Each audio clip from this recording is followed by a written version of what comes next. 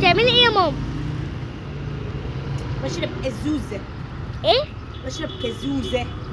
كازوزة مش اسمها أنا- كوكاكولا؟ لا بشرب بقى خلاص بقى، ده كان زمان اسمها كاكولا، دلوقتي اسمها كازوزه. مش بقول لك ان خلاص رحت في الكازوزه؟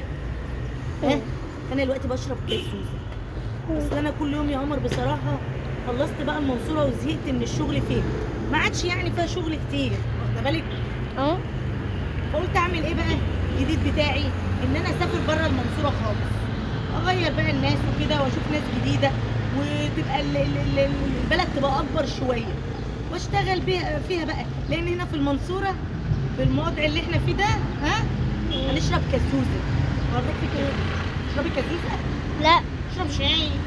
اشرب شاي. سلام بقى عشان اروح ايه، اتكل على الله واسافر. سافري القاهرة ماشي بقى.